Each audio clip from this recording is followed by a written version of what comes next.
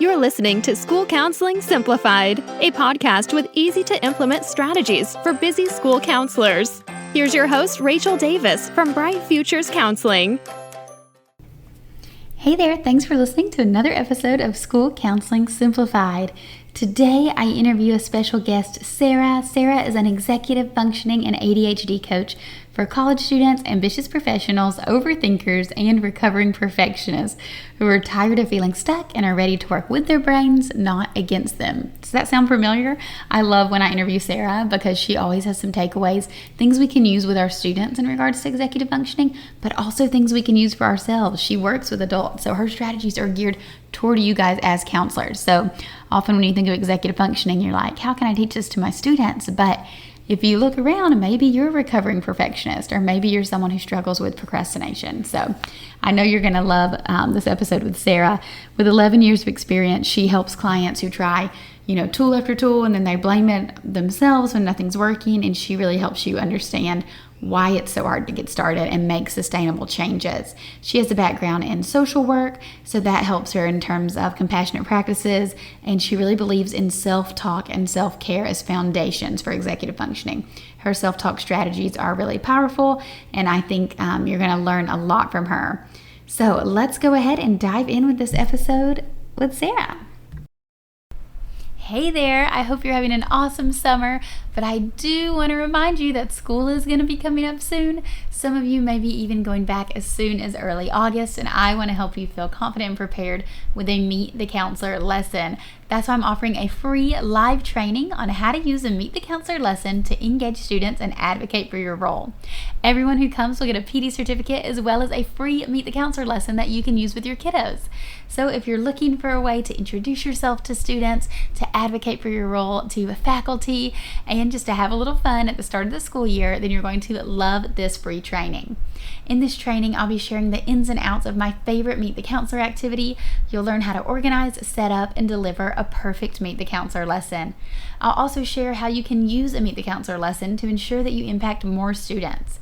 By explaining exactly what your role is and what it's not, more students can connect and utilize your services. You're going to reach more students and have an even larger impact. And I'll share how you can use the Meet the Counselor lesson with faculty to advocate for your position. Learn how to edit the Meet the Counselor lesson so it can be better used with faculty and staff. You're about to start the year by reaching more students than ever before. When students know what services you offer and how to contact you, they'll feel more comfortable reaching out when they need help. When faculty finally understands what the job of a school counselor is and isn't, they'll send more and better referrals. Taking the stigma out of going to see the counselor is vital to a thriving school counseling program, and an effective Meet the Counselor lesson is one of the best tools for getting started on the right foot. I'm offering a couple different times, July 21st and 22nd, so I hope I'll see you there. Go to stressfreeschoolcounseling.com/MTC to save your seat. This live training is a must attend if you're a new school counselor looking to introduce yourself and program to new faculty and students. Or if you're a veteran counselor who's feeling burnout and unappreciated. Or if you're a counselor who feels overwhelmed with referrals and tasks that are not part of your role as a counselor. Or if you're just looking for ways to reach more students and advocate for your role. I know what it's like. Starting the year with an effective Meet the Counselor lesson has been a game changer for my program. Let's face it, even if you've been at your school for years, there are still students and faculty that do not know what counselors do. That's why starting the year with a Meet the Counselor lesson is vital no matter where you are in your counseling journey.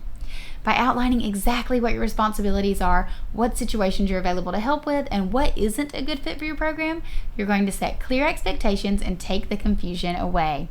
So whatever the reason is that you're looking into this, I get it. If you're ready to enhance your counseling program and advocate for your position so you can feel confident and valued, I want to help you get there faster with this simple training. The best part, I'm giving away my favorite Meet the Counselor lesson away for free to everyone that attends. All right, guys, again, I hope I'll see you there. You can save your seat at stressfreeschoolcounseling.com/MTC for my free live training. All right, let's go to the show. Hi, Sarah. How are you? Hi, Rachel. I'm great. How are you? I'm doing well. I'm so excited to have you on. We were just chatting about how you were a Summer Summit presenter last year as well, and on a podcast episode as well, right? Last year. Yeah.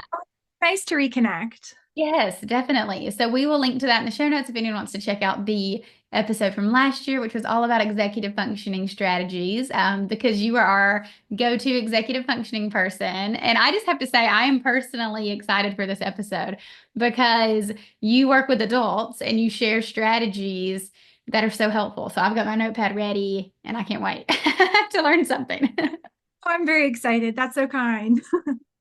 So, for the listeners who may not know you, tell us a little bit about who you are and your background.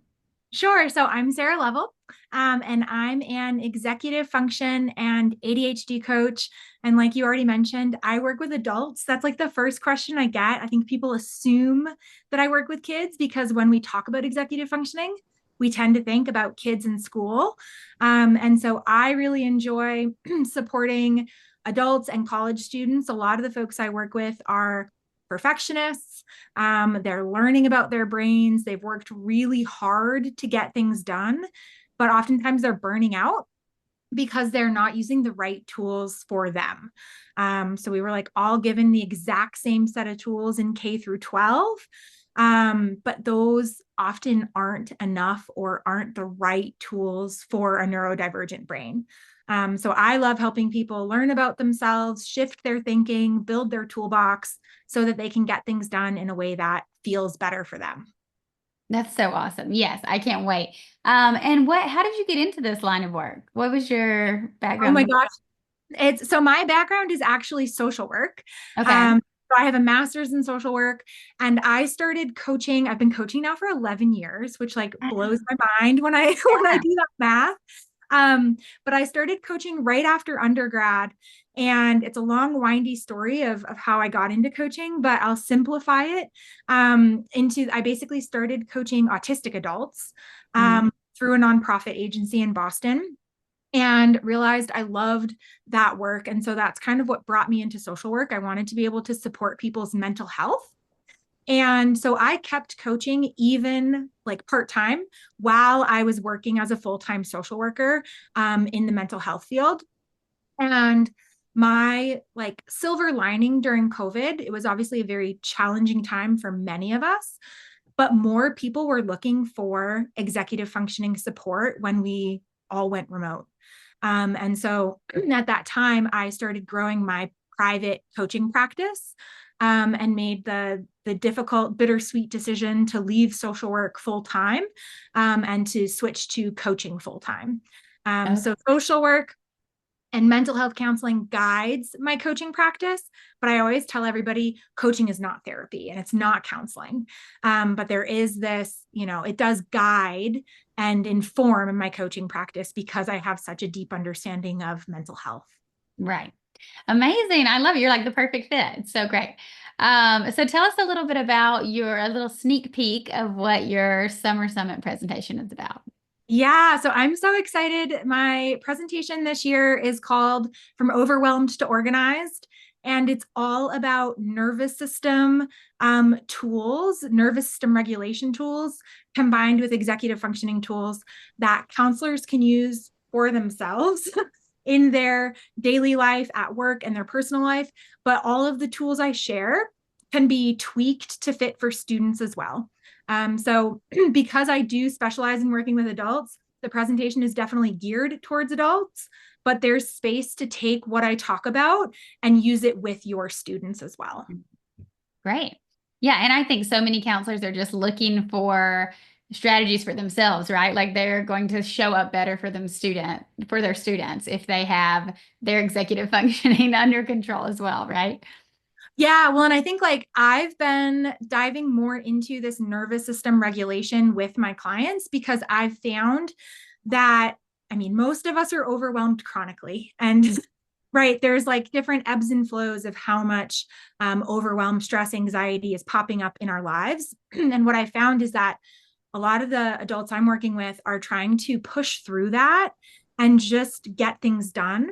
And what's happening is when you're so overwhelmed or when you're working at a pace that's fast paced, and I know counselors are bouncing between meetings and students and crisis intervention, all of that stuff. When your nervous system is dysregulated, it becomes really hard to go to your executive functioning toolbox and say, okay, how do I prioritize right now? What do I need to do to manage my time? Or how do I replan my day around this?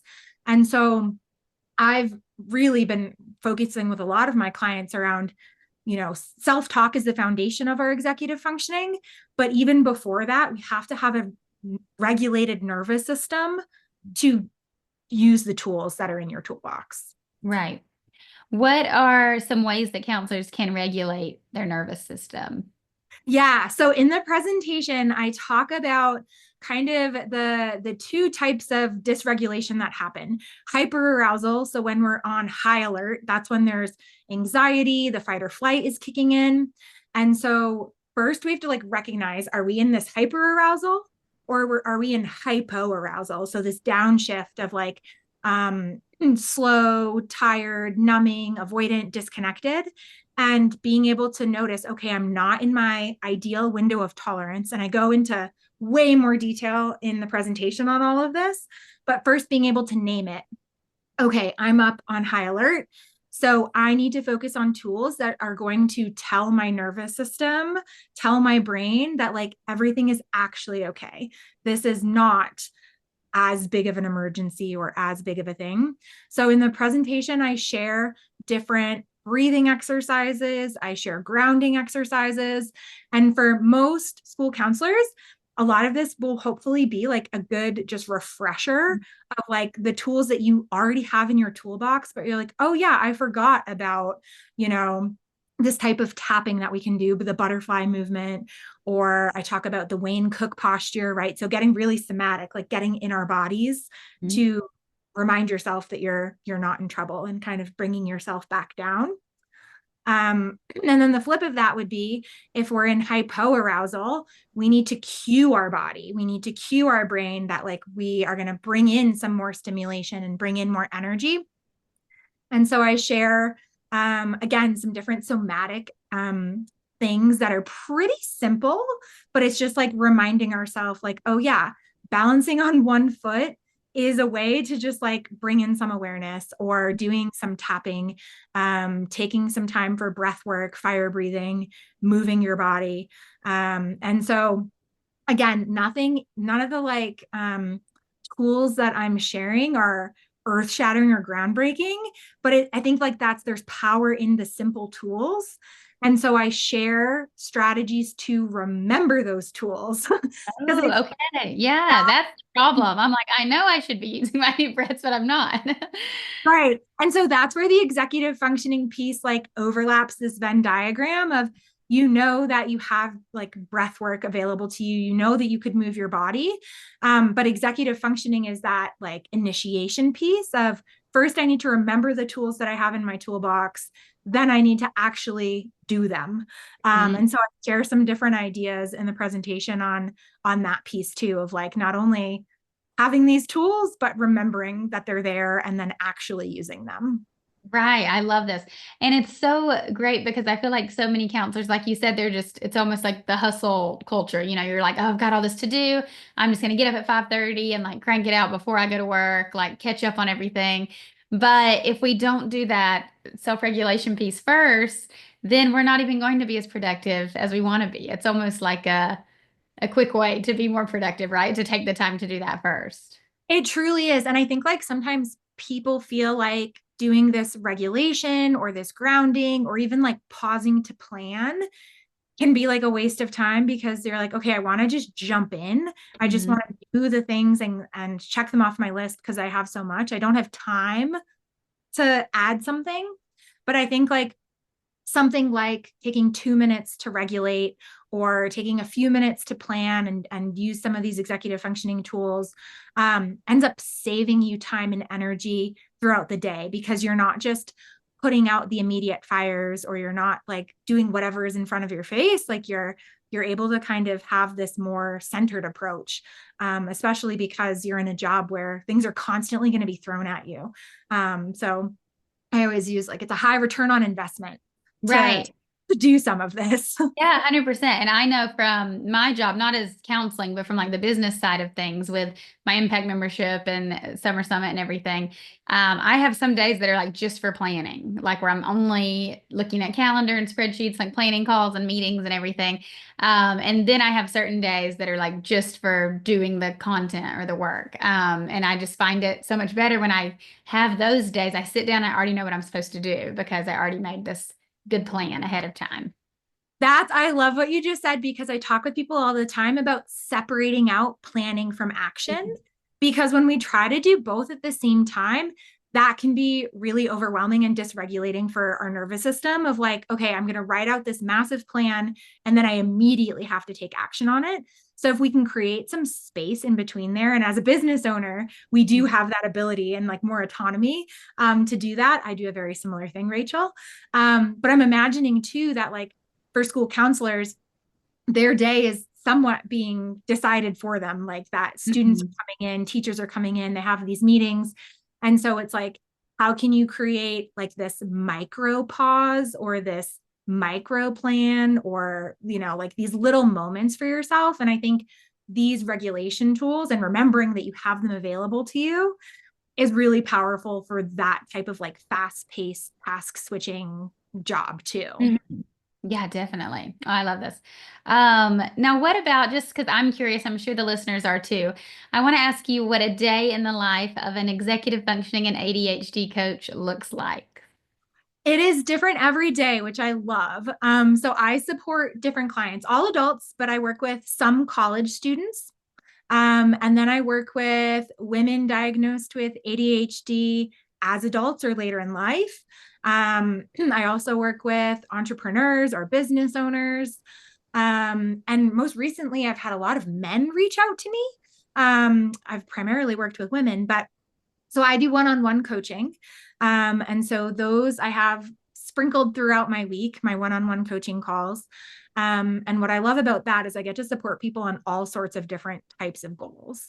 So today I met with somebody who is like thinking about a career change and has tons of ideas of like what that might look like. And so I get to do the fun executive functioning coaching of like, okay, let's brain dump, let's organize your ideas, like let's think about big picture stuff. But then I also support people on the day to day.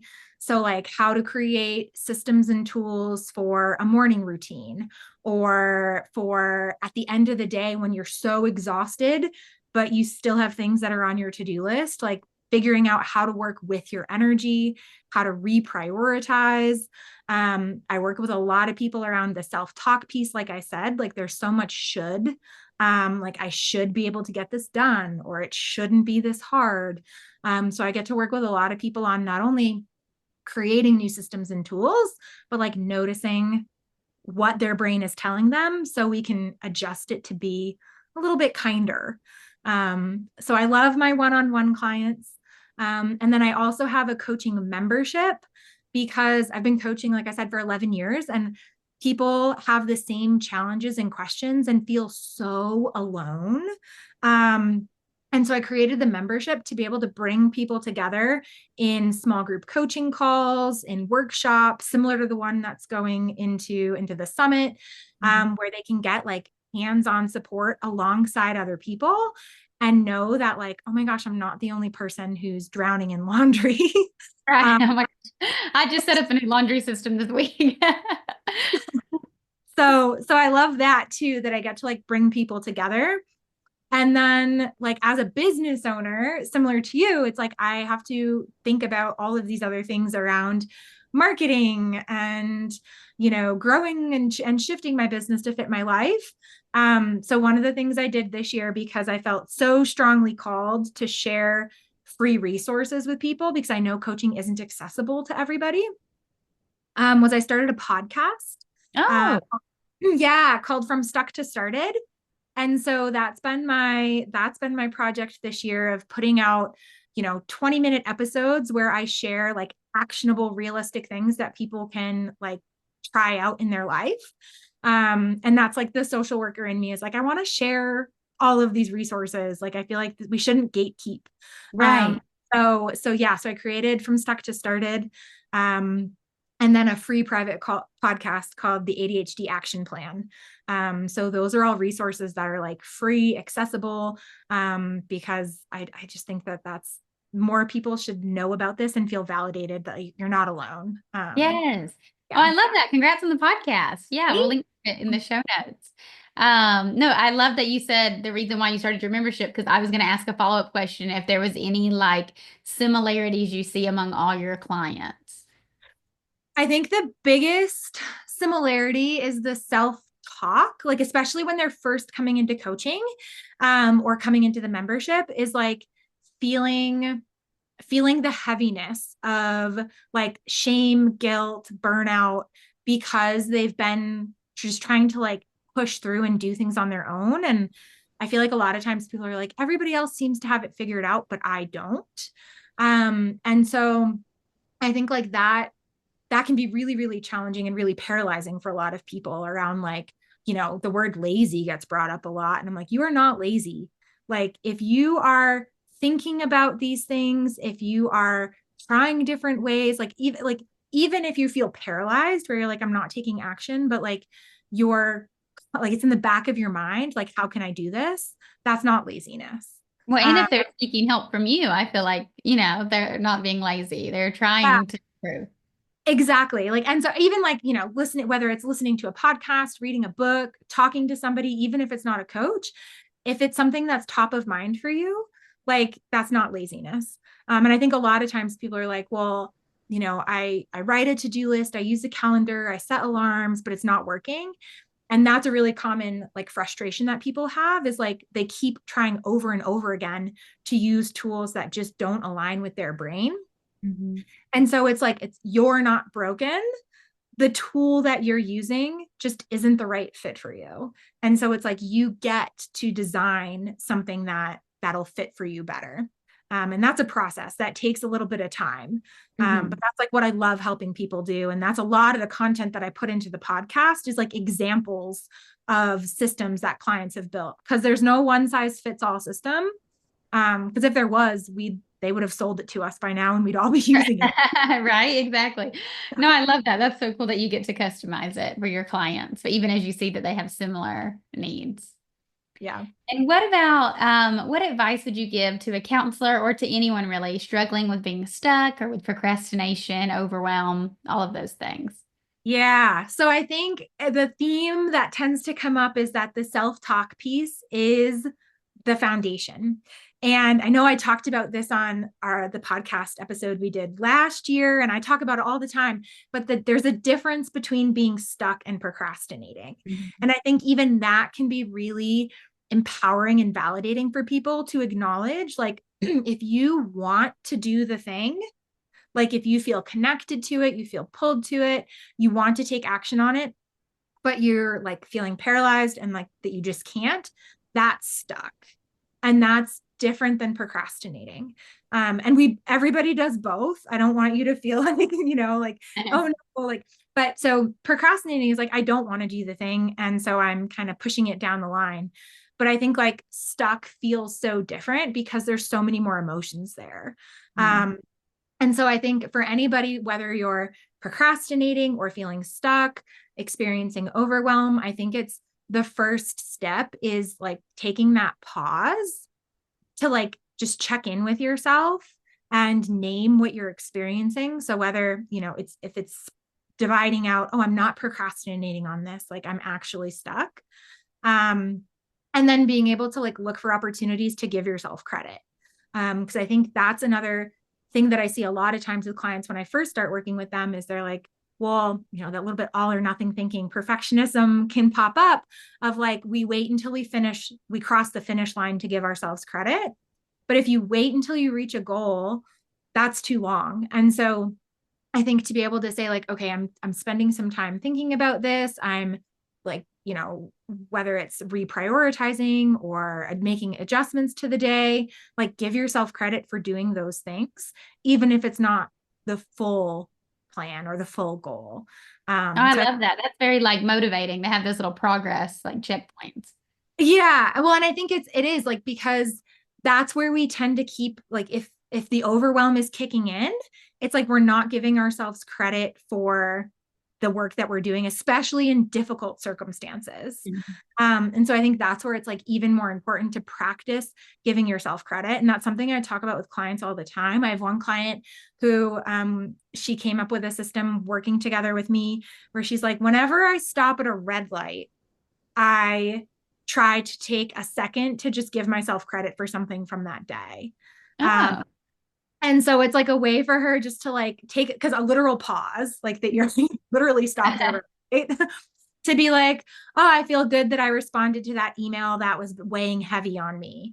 Or I took 5 minutes before a meeting to do some breathing exercises and prepare. So I think this is a long-winded answer, but I think like the takeaway would be like, give yourself more credit. Yeah, I love that. Thank you so much, Sarah. Well, yes, it's always a great episode chatting with you. I can't wait to hear about your presentation and for the listeners to watch it. I know it's going to be great. And it's so cool that, again, you have it kind of like a dual thing they can do. They can learn the strategies for themselves or modify them for their students as well. So I love that. Awesome. Yeah. I was thinking about it. I was like, how can I make this like extra bang for their buck? Yeah. Because I know it's so great that, the summit provides so many tools for the counselors to support their students.